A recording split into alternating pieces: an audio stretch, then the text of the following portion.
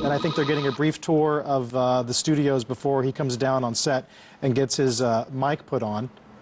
Handsome fellow. The tinted glasses. And the print. You meant Todd Bonin, our supervisor. Where's Bonin? He's right there. Bonin. Yeah, is that who you're? Oh, you're talking about. The Prince is handsome too. Our senior producer in that gray suit. Yeah, right. Camera hog.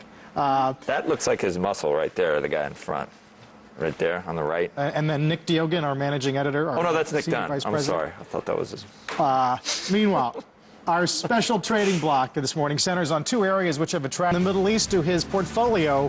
When Squawk comes right back.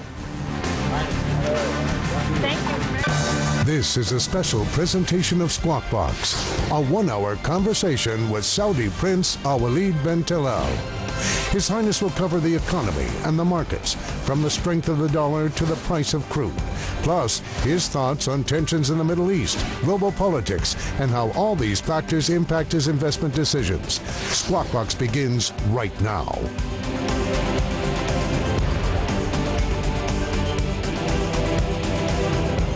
Good Friday morning. Welcome back to Squawk here on CNBC, First in Business Worldwide. I'm Carl Quintanilla, along with Joe Kernan and Becky Quick. Our special guest for the next hour is Prince Alwaleed Bin Talal of Saudi Arabia. He currently ranks number 26 on the Forbes billionaires list, a net worth of $19.6 billion, although that can be debated. Yes. Sounds low. The world-renowned investor is the founder and chairman of Kingdom Holding Company. Some of his top holdings you might already know: Citi, Apple, Disney, HP, Four Seasons Hotels, Priceline, and he purchased a stake in the new GM. His investment empire reaches the four corners of the globe. He is the largest individual foreign investor in the United States, one of the largest investors in the Middle East. He and his foundations have made philanthropic grants and donations to over 60 countries, totaling $2.4 billion over the last 30 years. The Prince recently attended the Microsoft CEO Summit at the software giant's headquarters in Redmond, Washington. One of the big topics of discussion there, the challenges to business, the state of the economy, and Prince Alwaleed, we also know that you are a bit of a news junkie. You're watching everything all the time, staying on top of events. So you know the headlines recently have been pretty grim when you look around the globe and when you look here in the United States. Given all that, what are your thoughts on the markets here right now? Yeah, Bismillahirrahmanirrahim. Well, you know, the market went through a turbulent period with the crash of 2007. So it took us 2 years to get out of it. And I think 2010 was the year of stabilization. And we're seeing right now indications of in 2011 whereby the economies are stabilizing, and you know this being reflected in certain stock markets. And I'd say stock market also improved dramatically in the past 12 months. So you know you've been through a major trauma. You've been in intensive care unit, so you don't expect someone to go jogging immediately next day. So we're walking right now, and hopefully some running and jogging will take place later on. Some people think that the gains have been very large, in part because of QE2 from the Federal Reserve. That program, we know, is going to end next month. So there's this debate taking place in the market right now as to if QE2 ends, does that mean, okay, all this good news goes away and the help that we've been getting, or does this mean that when you look at stocks, they're a better place to be than bonds or cash or other assets? You know, I read a lot about that when the QE ends in June. What will happen? You know, I look at the QE as being the scaffolding in a building. And clearly when the scaffolding is taken out, the building has to stand. I don't really buy this idea that, you know, once the QE is finalized or ended in sometime in June by the government, that this thing will have a major impact on the market. Because I look at this scaffolding, and I believe that the market will withstand the withdrawal of the QE.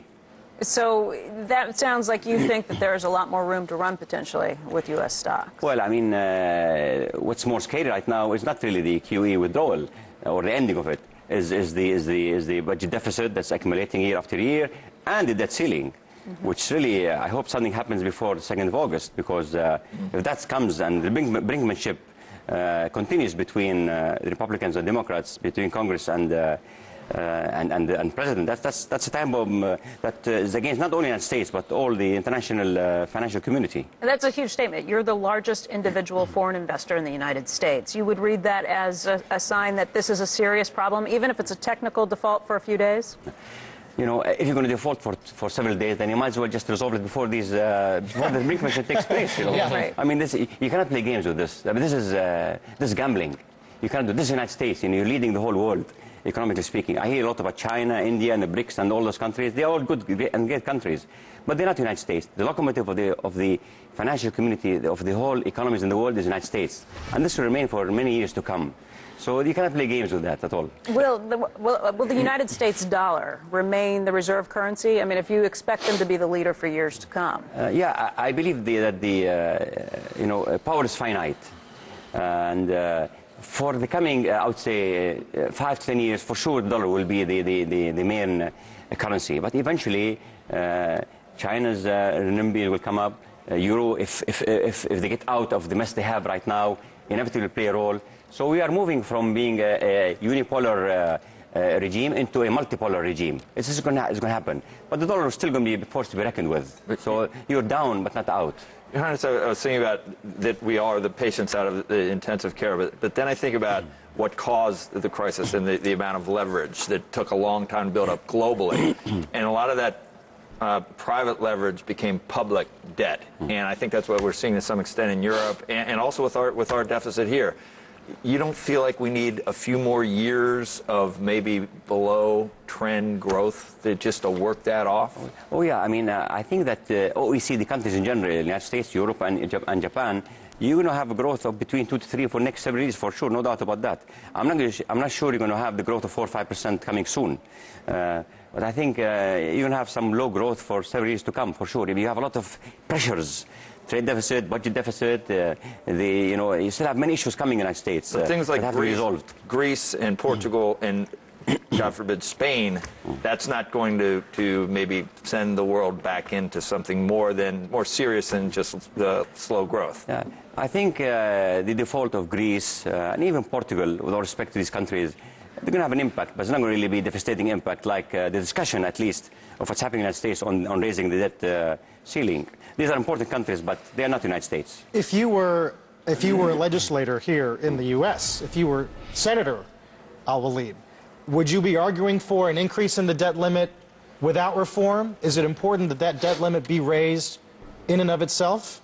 I think that the argument of raising the debt ceiling with certain limitations and restrictions is a good idea. So it doesn't have to be a clean vote. I mean, if it's a clean vote, but with certain restrictions, because right now, each party would like to get its voice heard. And I think that it's important to get the debt ceiling raised eventually, no doubt about that, but with certain restrictions with a plan, 5-year or 10-year plan, to give confidence to the market also. Because raising debt from 14 to 16 or whatever it is not going to be helpful, because this is going to be very worrying to the market. People, we in the outside world, outside the United States, we believe that the United States is not giving much care and attention to this time bomb that you have right now here.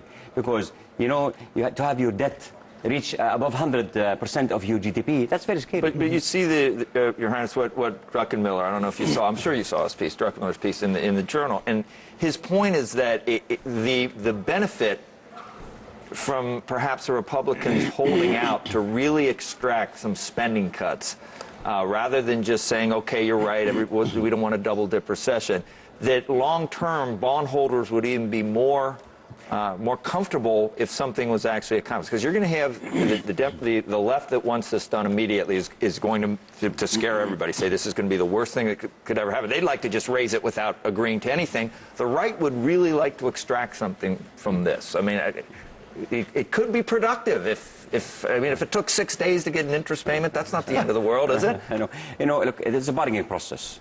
And, we have elections coming next year, and this is going to be part of it. But I hope that this issue does not get over-politicized. This is an issue that does not only impact the United States. This impacts the whole world economies. And confidence in the United States is still great. And clearly the market right now is assuming that a deal will be reached, because you've seen that reflected in the treasuries. Yep. There is no panic yet, I'd say. What if the treasuries are rallying because they believe we'll have to address some of the long-term problems? Yeah. Well, that's good news. Yes, that's good news. Right. That's good news. I mean, we need that. I mean, you need some structural changes in the United States, especially when you have this huge debt accumulating there, and year after year, you cannot go forever with $1 trillion deficit every year. It's not sustainable. So what's more important, raising the debt limit and making sure that happens on the very day, make sure it happens before August 2nd, or making sure you wring out concessions and have a long-term plan? No, I mean, clearly, you have to have the Band-Aid first. Clearly, you have to raise the debt. That's a given. You cannot do that. You cannot go without that. But parallel to that, you need to argue also on what's going to happen after raising the debt. Raising debt is important short-term panacea, but you need a long-term solution for the next 5 to 10 years. The market has to know that where United States heading, and what's your plan to have your cumulative debt decrease in the next 10 years. Don't forget to have Social Security, Medicare, Medicaid. All these are still other issues not being discussed right now. So I think you have a time right now to have a package deal and discuss everything together, hopefully with minimum politics. But it wouldn't bother you if the bond vigilantes really arrived in a big way and yields rose and put some pressure on the government? Well, this didn't happen, but if it happens, this will not be very good news, obviously, because this could create panic and wreak havoc in the stock market. This could spill over in the stock market and inevitably hit also the international markets. Do you blame the Fed for the inflation we're seeing right now? Well, we're seeing very early indications of inflation. It's not there yet, but I think the Fed did what they have to do during the crisis. Gas prices, though, here, some people feel like inflation is a problem. Well, sure, inflation is always a problem. And when you have price of oil hovering around $4, that's for sure not good news. That's an indirect taxation to the American consumers. No doubt about that. So really having $4 price of a gallon is a taxation that could burden the economy through having consumers spend less in the United States. But the inflation problem has been bigger for some emerging markets too. In China and India, even in the Middle East, it's been a huge cause of concern as food prices have risen. Yeah, because in Saudi Arabia and the Middle East, we import the bulk of our food, for the bulk of our cars. So everything is imported there. So inflation has been imported in our situation. Yes. How would you characterize the price of crude right now? You know, it peaked at 120, and now it's hovering around 10. That's the WTI, Brent. obviously. So I believe it's still high. There's still some panic because of what's happening in Libya, what's happening in the Middle East. So inevitably, the market is factoring some risk over there. Our objective in Saudi Arabia, we're the leaders in OPEC, to have it around 70, 80 dollars, which is really good for the consumers and good for producers. And our objective is not to have price for oil just shoot above $100 and have the price of gallon per gallon price in the United States hover above $4. That's not our interest, because then you look at alternatives, products. Is 70 to 80 a break-even level for Saudi? No. It's way below above break-even. That's break-even for our budget. Yes. Well, and that's the other question: is the government's been spending some money, and people wonder if Saudi's break-even price is rising, and if, as a result, crude also needs to rise over time. Our stated position, official position, we are happy between $70 and $80, and we will do that not to only help the consumer countries, but also to help our country also, because our interest is to have equilibrium between your needs and our needs. I can't wait to talk about a lot of like peak oil, things like that, because I'd love to hear your comments about peak oil and what's left in your country. But going back just for one moment to the inflation in the emerging markets, there are some people, Your Highness, that actually connected the dots between some of the uprising in the Middle East and QE2. Is that just crazy?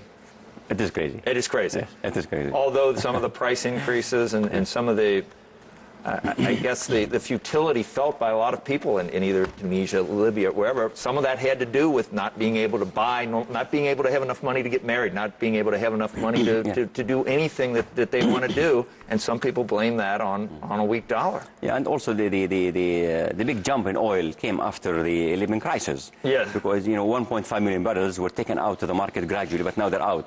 And Saudi Arabia's stated position was that we're going to fulfill all that obligation by raising 1.5 million barrels, although we didn't raise it because some other countries have raised their production. So we didn't have to raise 1.5. But we are a stabilizing factor, and our stated position is that we don't want the price of oil to shoot up dramatically. And if you hadn't raised production, you say it would have been 150 to 200. I think if Saudi Arabia did not come openly and say that the price for oil has to remain below 100, I think this could have reached 140, 150 for sure. Sure, definitely, no doubt about it. I mean, Saudi Arabia is the central bank in the oil industry. So we are the ones who create the balance at the end of the day.